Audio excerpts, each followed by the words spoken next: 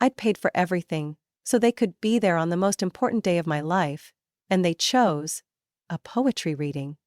Not even from a relative but from my brother-in-law. What the hell could be more important than your own daughter's wedding? When I called, my dad just gave a dry laugh. Maybe next time. Right then I knew. I was a utility, never a priority. I had hoped for family, but what I got was an expensive lesson, wrapped in a pure white wedding dress. I'm Avery, 29 years old, living in Seattle. I used to think that if I tried hard enough, loved deep enough, my family would eventually see me, value me, and show up when it mattered. My wedding had been planned nearly a year in advance. Not overly fancy but full of care. I picked a rooftop garden in downtown Toronto. Close enough for my parents in Utah to reach, with a short direct flight. I considered every detail.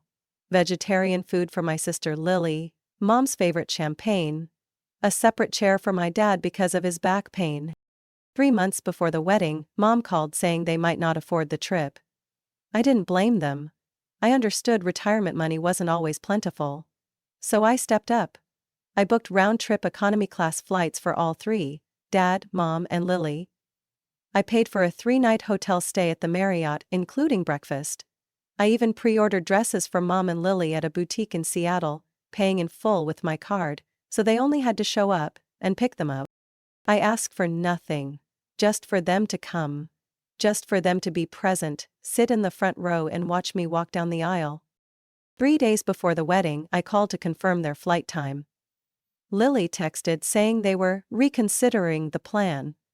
I called back. My mom picked up, her voice slightly awkward. Well?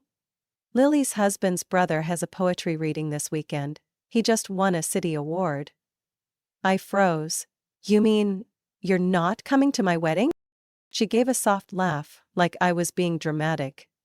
There's always a next time, sweetheart. That's how family works. You have to be flexible. That's when my dad chimed in from the background, his voice as dry as sunburnt pavement. Maybe next time. I didn't say anything. I hung up. And in that moment, I understood.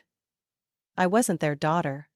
At least not in the way parents should see their child. I was the financier, the coordinator, the walking wallet. They didn't cancel the tickets, didn't return the dresses, didn't send an apology. They simply didn't come. No official decline, no message, no email, no flowers, nothing but a deafening absence on the day I needed them most. And me?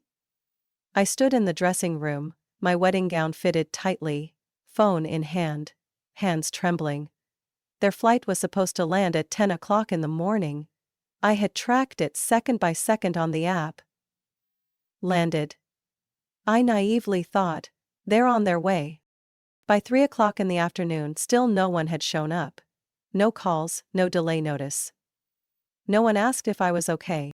And the ceremony began without them. No father to walk me down the aisle. No mother in the front row with tears in her eyes. Just me, standing in the middle of a garden and lights, smiling, while my heart shattered into pieces. I thought I'd cry, but I didn't. I just felt cold. Then after the wedding, I decided to do something I had never dared to. Rewrite the story, and this time, I didn't use tears. I used truth. Are you ready to hear what happened next? I don't remember how many times I checked my phone that afternoon. Every time the screen lit up, my heart clenched a little. No missed calls, no texts, no apologies. Just silence. A thick silence, like a blanket of fog wrapping around my heart and squeezing it tight. I stood in front of the mirror in the bridal dressing room.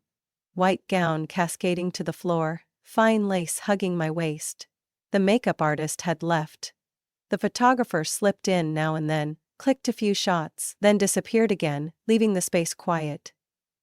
I thought I would feel excitement.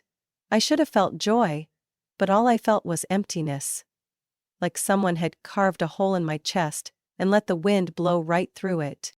A little later, Madison, since middle school, came in. She wore a forest green suit, hair pinned up, phone in hand. "No one's answering," she said softly, eyes avoiding mine. "Avery, I don't think they're coming." I nodded. No tears, no shaking, but it felt like the entire world was quietly crumbling beneath my high heels. The calls I had made, Dad, Mom, Lily, all went straight to voicemail. I tried not to picture them in some quiet cafe, listening to a stranger's poems, while I sat alone, makeup done, waiting for a wedding without parents.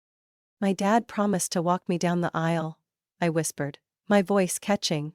"He even practiced with me over video call last week." Madison gently squeezed my hand. "You don't need them, you have us, and if you want, I can do it." I looked at her, eyes starting to blur. Not because she said that, but because she's the only one who never broke a promise. The only one who never left me. Not even in the smallest things. I took a deep breath. "Madison, will you walk with me?" She nodded without hesitation. "Of course." When the opening music played, I held Madison's hand. The double doors opened slowly. Rows of friends, co-workers, people I cared about turned to look. They smiled. Some waved. A few were teary-eyed. I smiled back. A perfect smile. One just enough to hide the broken heart inside. Because no one needed to know that in the moment I walked through those flower-lined rows, I felt like a child left behind in a park, holding a birthday cake no one came for. Madison walked steady beside me, her hand warm and sure. Each step was an effort not to fall apart. As we neared the altar, I saw Noah, my soon-to-be husband, waiting, his eyes full of concern. He knew. He'd seen me calling, checking my phone, forcing smiles while I got ready. But he didn't ask. He just opened his arms as I came closer, like he was trying to shelter what was left of me from collapsing. Madison placed my hand into his. "She's yours now." She smiled softly. "I'll take care of her," Noah said quietly. The ceremony went as planned. We exchanged rings, said our vows. I smiled. I nodded. I accepted the kiss in the loud cheers of everyone around. I took photos, cut the cake, held Noah's hand in our first dance under the twinkling lights. I had hung myself. And everyone thought, "She's glowing." But no one saw the moments I stood alone in the corner, wineglass in hand, staring at a phone with no notifications. No one knew I had written a thank you speech for my parents. One I never got to read. "Are you okay?" Noah whispered as we stood on the balcony, taking a break from the crowd. The light from inside cast a soft glow. I pressed my lips together. "No. But I will be." He pulled me into his arms, said nothing more. Didn't try to fix it. Didn't say it would all be fine. He just let me patch myself together. After everyone left, I stood alone in the empty wedding room, undoing each piece of jewelry, unpinning each hair clip. I looked at myself in the mirror. Still me. Only now I finally understood something. The people who were supposed to love me the most were the first ones to leave. Not just on my wedding day, but my whole life. I sat down on the chair and opened my laptop. The cursor blinked on the blank screen. I began to write. Not a letter of reproach, not an apology, but the truth. And when I pressed send, I knew. From that moment, everything would change. Do you dare to break the silence? Because I did. And I haven't stopped. On my wedding night, I didn't cry. No anger, no outburst. Just a cold silence, as if all emotions had been locked away behind the wedding dress and smudged lipstick. When the hotel room door closed, I walked straight to the desk by the window where my laptop lay silently as a reminder. Noah was taking off his jacket, his eyes following my every move. "Are you sure?" he asked, his voice hoarse from fatigue, but his gaze alert. I didn't turn around. "Sure. Once you send it, there's no turning back." I placed my hand on the keyboard, feeling each heartbeat beneath my skin. "That's why I have to do it." I opened the folder named Lily Real Face. Inside were printed emails from an old account that Lily forgot to log out of when she once asked me to help edit a presentation last year. I had saved everything. Flirtatious messages sent to 3 different men, including one she called Plan B. There was also a video she secretly recorded of her husband sleeping, which she sent to a friend with a caption, "He's like a money withdrawing pill." I hadn't intended to do anything with those items. I used to think I could ignore them. I tried to believe in the false peace my parents always imposed on me. Don't complicate things, dear, everything will pass. But tonight, in the wedding dress I chose myself, wore myself, and endured the pain alone, I realized. Silence never saves anyone. It only nurtures those who think they have the right to hurt others without consequences. I wrote the subject. From someone who's tired of covering for her. I attached documents, images, audio recordings, along with a short excerpt from my personal diary. Entries I've sporadically written over the past 10 years. About how my sister deliberately stole my boyfriend when I was 21. About the time I was falsely accused of stealing my mother's money, just because Lily needed money to go to Las Vegas, and I was the only one without an alibi. I didn't add any threats, no scolding, just one sentence at the end of the email. You deserve to know the truth. I think everyone does. Recipient, my sister's husband, Daniel. A 34-year-old businessman, patient, calm, whom I once thought was too good to be stuck with someone like Lily. He had funded my sister's failed candle shop, taken leave to take her on getaways during her unstable mental episodes, and sent flowers to my house every birthday, on behalf of the family when they were busy. I pressed send. No trembling, no regret. Noah came over, placing his hand on my shoulder. What now? I closed the laptop. Now we wait to see how the truth will cause a stir. I didn't sleep that night.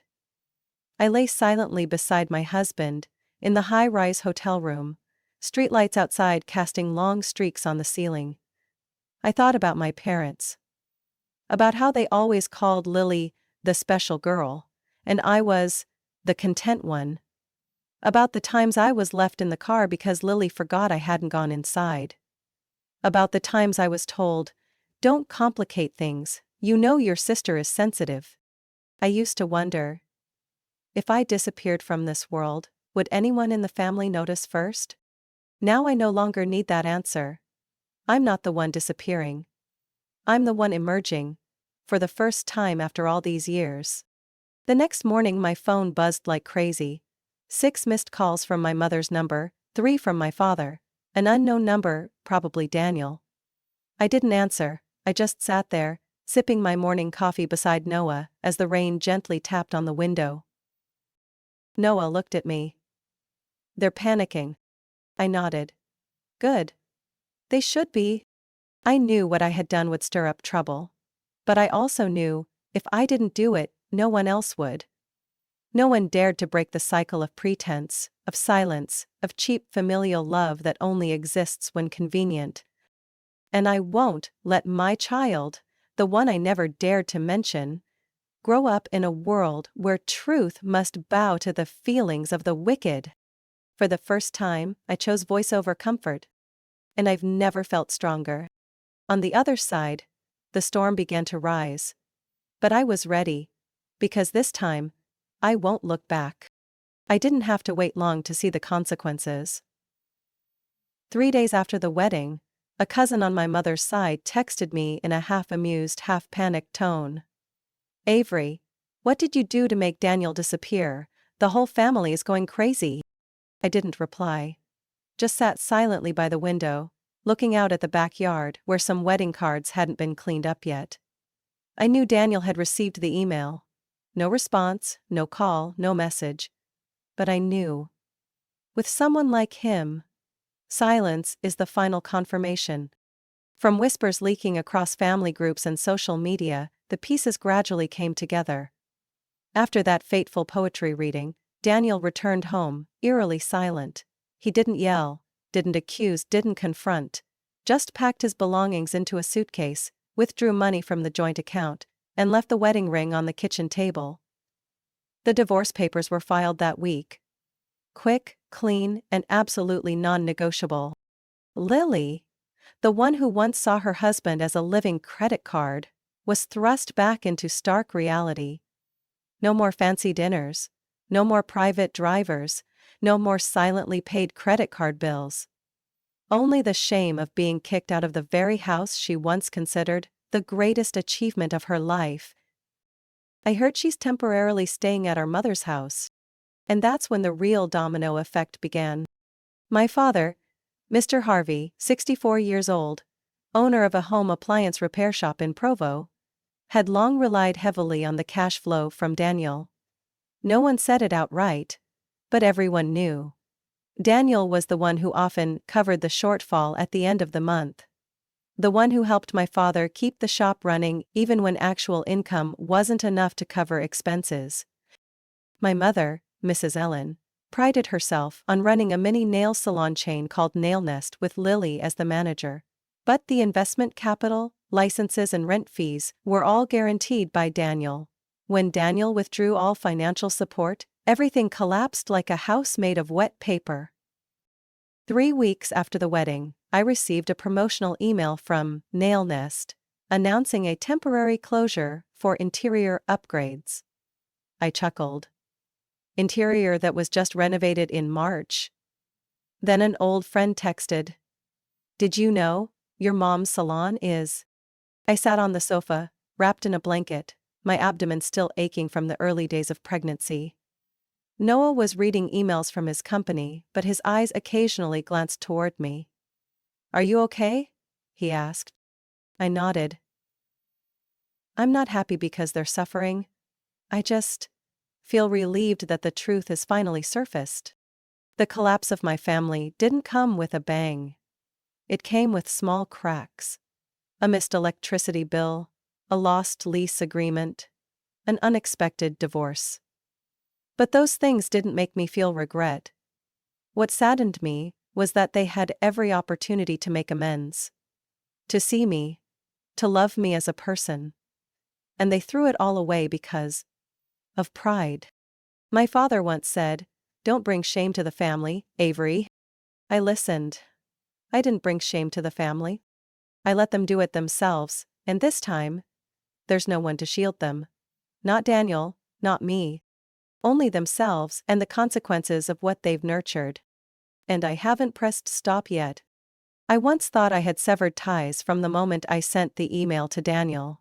But the truth is, I was still bound to them by invisible strings.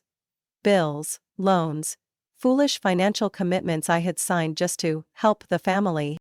2 years ago, when my mother called in the middle of the night because the hairdryer in the Nail Nest salon had burned out, I handed over my credit card.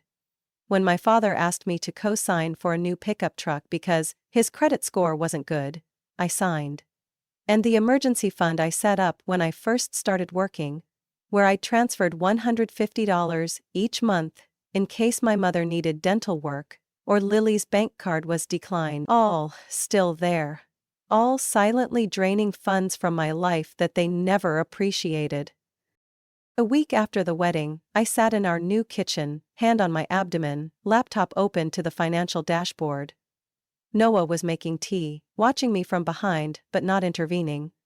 He knew I needed to do this myself. I started with the joint bank account with my mother. A fund initially set up to handle emergency bills, now the only place they could still siphon from. I removed my name from it. The monthly automatic transfer to the electric company? Cancelled. The co-signed car insurance policy with my father? I submitted a request to remove my name. It took me nearly 2 hours to clean up all the financial traces I had left in their lives. Each time I clicked unsubscribe, close, terminate, I felt like I was removing another shackle from around my neck. I didn't give prior notice, no warning letters, no heartfelt messages. I no longer had an obligation to be gentle with those who abandoned me on my wedding day, and called it a family choice. My disappearance didn't come with screams, no tears, no kitchen arguments or lengthy text messages ending with, "Mom just wants what's best for you." I simply stopped appearing. They vanished from their financial world, as if I had never been there. 3 days later, my mother texted, "Sweetheart, why was my phone bill payment declined?" I looked at the screen, set the phone down without replying. A week later, Lily emailed me. "The emergency fund account is no longer active. Is there an error?" No, no error. I had just awakened. 2 weeks later, my father called. This time I answered, just to say one sentence. "From now on, you and Mom should learn to take care of yourselves. I'm no longer there." He was silent. I heard my mother's sharp breathing on the other end. But no one said anything else. I hung up. No trembling hands. No tears. After all, what made me realize wasn't that they abandoned me at the wedding, but that they never felt remorse. They still called it an unfortunate coincidence. Still saw me as a talking AT. I once thought if I disappeared, they would realize my value. But the reality is, they no longer need to realize it. I no longer exist in their world. And that's the best decision I've ever made. Noah wrapped his arms around me from behind, his cheek resting on my shoulder. "Eldon?"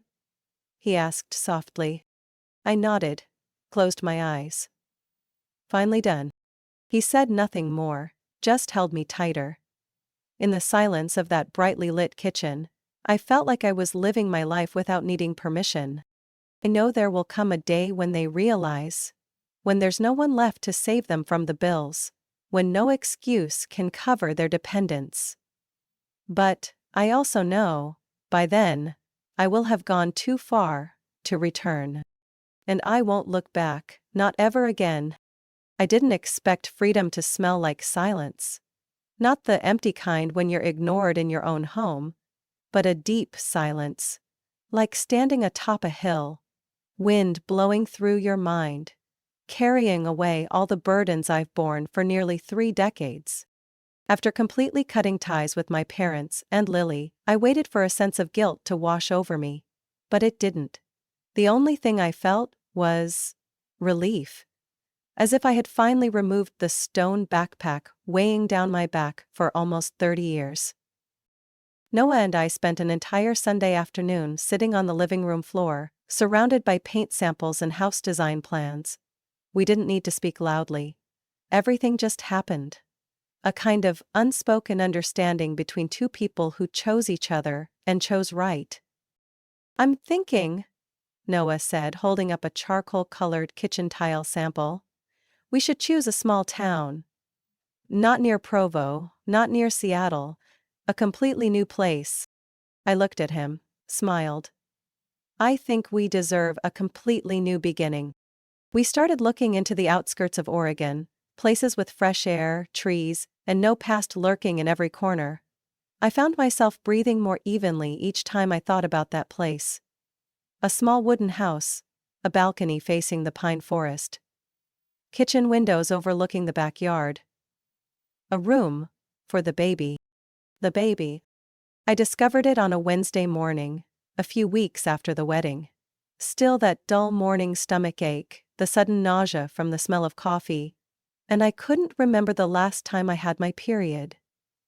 I didn't say anything to Noah, just quietly went to the pharmacy, bought a test, and sat in the bathroom, heart pounding like a drum. As I saw 2 clear pink lines. I sat there for a long time, back against the wall, hand on my still flat abdomen, lips pressed tightly, but tears streaming uncontrollably. Not out of fear, but because I never thought I'd be given the chance to raise a child without being haunted by what I had endured. That evening, I told Noah while he was grilling sandwiches. "Honey," I whispered, "we're going to have a baby." He turned sharply, the slice of cheese in his hand falling onto the counter. "Really?" I nodded. "I checked 3 times. Noah stepped over, bent down, kissed my forehead. No flowery words, just a tight squeeze. "We're ready." I smiled, truly believing in that statement. A few days later, my phone buzzed continuously. Mom calling, Lily texting. Even an old friend of Dad's left a voicemail asking, "Is everything okay?" I let it all fade into silence. I didn't want my joy to be tainted by fake inquiries or a sense of obligation. I didn't need them to know. Didn't need them to show up. Didn't need congratulations that would later be followed by demands, control, or worse, attempts to play the role of grandparents just to polish their image. This child will grow up in a home where they are seen, heard, and loved unconditionally. Not in exchange for obedience, not by sacrificing personal happiness to keep the family peaceful. One evening, as I was sticking nursery paint samples onto the board, Noah came over, hugged me from behind. "I don't know how you survived all those years," he whispered. I let out a soft laugh. I didn't survive, I merely existed. Until now. We sat like that for a long time, under the warm yellow light. No one mentioned Mom. No one spoke of Lily. Only the future remained. Clear, clean, unshadowed by the darkness of the past. I once thought freedom meant not having to obey anyone. But now I understand. Freedom is when you're no longer governed by the fear of losing those who should have held on to you from the very beginning. I used to wait for their apologies. Now, I'm busy folding pastel blue baby clothes, and I no longer look back. That day's rain was unlike the usual showers in the outskirts of Oregon. It poured down as if the sky itself was trying to wash away something rotten, old, and persistent. I was sitting on the bench by the window, folding baby clothes, when the doorbell rang. Not once, not twice, but 5 consecutive times, urgent like a warning. Noah was working in the study, but I knew he heard it too. We exchanged glances, a flicker in his eyes. "It's them." And I knew he was right. I stepped into the hallway, peering through the peephole. My father stood there. His old wrinkled suit soaked with rain, face flushed, jaw clenched. Beside him was my mother, Ellen. Her face pale, clutching her purse tightly, eyes devoid of the pride they once held. And Lily, no lipstick, no luxurious fur coat. Just a drenched, pale shadow, standing under the eaves, dragging a scratched old suitcase. I didn't open the door immediately. I just stood there, hand resting on my belly. A reminder that I no longer lived for them. When the door opened, the scent of rain swept into the house along with 3 familiar faces, yet they had never seemed more foreign. No one smiled. No one feigned politeness. They stepped in, as if reclaiming something that belonged to them.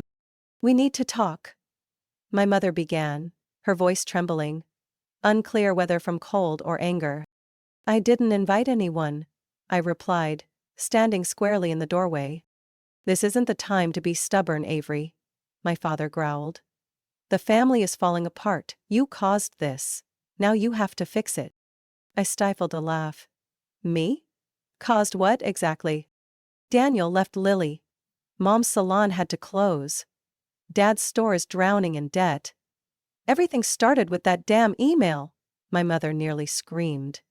Tears streaming down her face, mixing with the rain in her hair.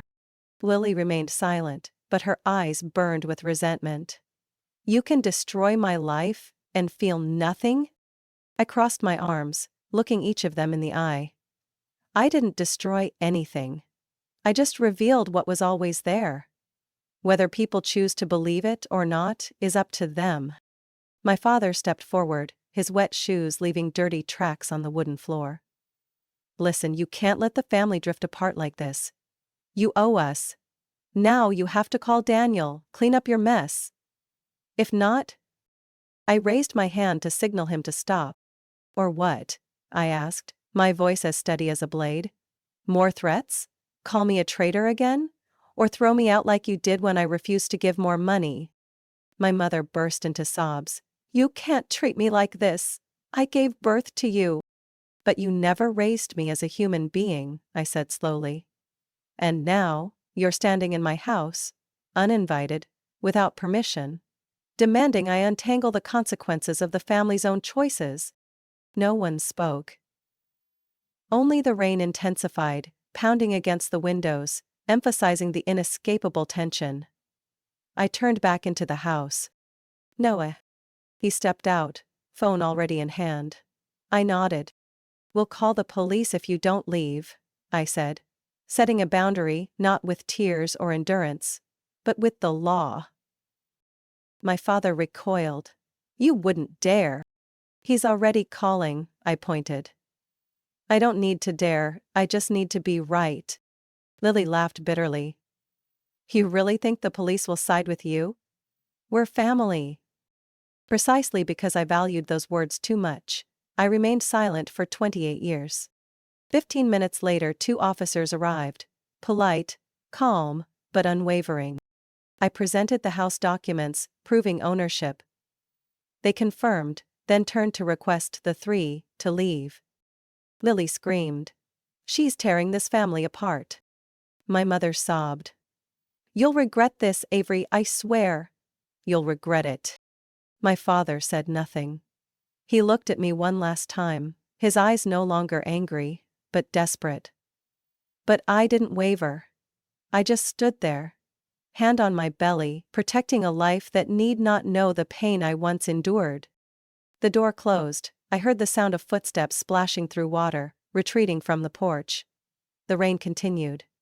But, within me, an era had just ended. I turned around, and Noah draped a coat over my shoulders. He said nothing. Neither did I. But in that silence, I heard something clearer than ever. Freedom doesn't come from running away. It comes from knowing you have the right to close the door and never open it again. We left Oregon on a morning in April, when the snow had fully melted and wildflowers began to bloom along the highway. There were no farewells, no addresses left behind, and no messages like "When will you come back?" that typical families send each other. Everything was neatly packed in the silver SUV. Baby clothes, blueprints of the new house, and a future untouched by anyone. Noah drove, one hand on the steering wheel, the other holding mine. He didn't say much. But I knew. In that silence was absolute support. The belief that we were steering in the right direction. No longer veering away from ourselves as before. We chose to settle in a small town in Montana, where there are mountains, pine forests, and a sky so vast it makes you forget what once weighed on your shoulders. The house we rented was a 3-bedroom wooden cabin, with a green-tiled roof and natural pine floors. Not too big, not too luxurious, but enough to start something real. Truly mine. On moving day, I stood in the living room, hand on my growing belly. I closed my eyes, taking a deep breath. "Welcome home, my love," I whispered, as if speaking to the unborn child. We didn't post photos, didn't update social media, didn't inform any relatives of our address. Except for Jude. My childhood best friend. No one else knew where I was. Jude still called every Friday night, sometimes visiting with his boyfriend and bringing pizza. Once, he even brought an old ultrasound printer just to print out images of my baby to stick on the fridge. "She won't know the people who once hurt you," Jude said one afternoon as I folded baby clothes and he attached a toy rack to the crib. "She'll only know her mother as someone who stood firm when the world collapsed." I smiled, eyes glistening. I don't need her to know I once hurt. I just need her to know that love isn't something to be traded for silence and endurance. I once considered sending my mother an ultrasound image. Then, I put down my phone, locked it, and went to water the plants. This child will grow up with a name unknown to anyone from my former family. My child will not have to bow their head at family dinners because they don't get along with your sister or because your father is tired, don't bother him. They will experience genuine tenderness, unconditional. And I will teach them what I was never taught, that love should never be accompanied by fear. One evening, as Noah and I sat on the porch, cool breezes rustling through the pine trees, he asked me, "Do you have any regrets?" I was silent for a moment. No. I didn't go too far. They just never thought I would dare to leave. That statement hung in the air, a final word on all the things left unsaid. A few months later, I gave birth to a daughter. On a sunny morning, with no one crowding outside the hospital window, no voice calling my sister's name instead of mine, no sarcastic remarks about, "Can you even afford to raise a child?" Only Noah, holding my hand throughout labor, and Jude, standing outside the delivery room, holding a small bouquet and crying upon hearing our baby's first cry. We named her Clara. It means clarity, purity. Something I was never allowed to be as a child. I write in a journal every day, telling her about our new life, little stories from the backyard garden, about her first time rolling over, or how her eyes light up every time she sees her father. And at the end of each page, I always write, "You were born to someone who was once abandoned, but will never let you feel that way." A new beginning doesn't mean forgetting the past, but it is the right to choose not to let the past define us. I don't need to forgive those who never apologized. I just need to live better, stronger. Not to prove anything to them, but to protect the one good thing they never had the chance to harm. Clara will not know that her maternal grandparents once called her mother a disappointment. Will never stand trembling behind a door because her sister shouted that she's just jealous. Chauvin Puebla. She will grow up in a family where phrases like, "We're proud of you," are not just empty slogans. And I, the one who once stayed silent, once waited, once swallowed tears, have now truly stepped out of the shadows. However, from a daughter deemed invisible within her own family, Avery has courageously moved beyond pain, severed toxic ties, and built a new life filled with love and respect. She chose not to retaliate with anger, but by living a better life. For herself and her daughter. Avery's story reminds us that sometimes, the bravest act is not to forgive, but to dare to leave, to start anew, and to prevent the past from repeating in the next generation. What are your thoughts on Avery's choice? Was she right to set boundaries and create a new life? Share your thoughts below and don't forget to follow the channel to not miss the next emotional family stories.